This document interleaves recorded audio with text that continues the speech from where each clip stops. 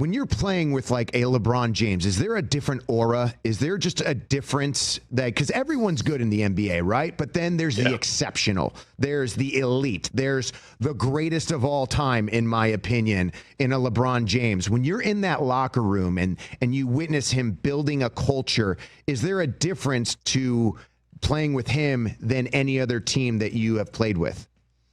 Very much so. Yeah, and I think what is that?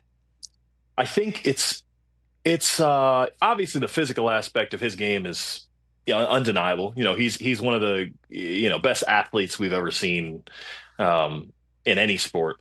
But it's the mind that really separates him. And there's a few guys in the league like that, like Chris Paul, Jokic, Bron obviously comes to mind. A little, Draymond is on that level to a certain extent, where they are just controlling every aspect of the game, and you don't even realize it until you're on a team with them, that they're directing and they're barking orders, and even when they're on the bench, they're telling guys where to be and what to do.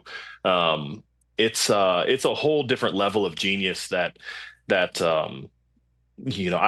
would hope that every player gets to play with somebody like that, because it is eye-opening to hey man, I've been one of the top 450 for a decade now, but there's another level that exists, and he's I happen to agree with you. He's being from Akron, I couldn't deny that he's my GOAT. So I agree with you on that. When he left Cleveland the first time, were you upset?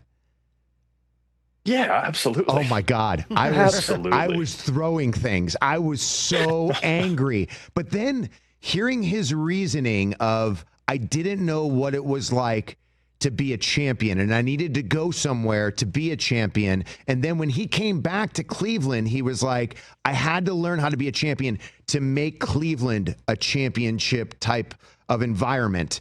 And do you see that? Do you see why he did it and what he was doing? As a NBA basketball player, when you go into these other teams, you've played for the Lakers, you played for Atlanta. How different is it, and with playing with him, than it is going to these other cultures? And is there something that you've learned from him about culture and about that mindset that you can bring to the new Cleveland Cavaliers that could maybe take us over the hump of the playoffs and into the finals and win? Yeah, look, when you play with a guy like that, you get to see under the covers of their work ethic and what drives them. And so, for him, one of the biggest things that I took from it is look, this guy is, scored, he's the leading scorer in NBA history. He's done all these things, or I guess he wasn't that at that point, but he was, in my opinion, the greatest of all time at that point. The ring in Cleveland did that for me. But for me, it was he's the best on the team. He's the best in the league, but he's still the first one in the gym and the last one to leave. And I think it just speaks to hey, if you, how good do you want to be?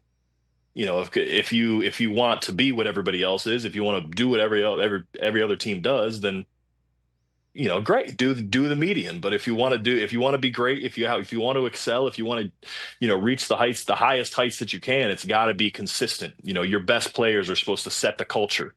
And that's something that I've tried to, teach some of the younger guys that I've worked with in New Orleans with Zion and Trey Murphy and some of the guys that hey, if you're going to set a culture anywhere, it's got to start from the top down. And that's one thing that he certainly did. And, these four guys, the core four, they call them, they're as good of a group as you could imagine, you could hope to be with. And so, again, like I said, I'm hoping where we start to feel my impact is later in the season in the playoffs. But, I do think there will be some lessons that I can impart on these guys. Catch the Rich Eisen Show live weekdays from 12 to 3 p.m. Eastern on Roku Sports Channel in the U.S.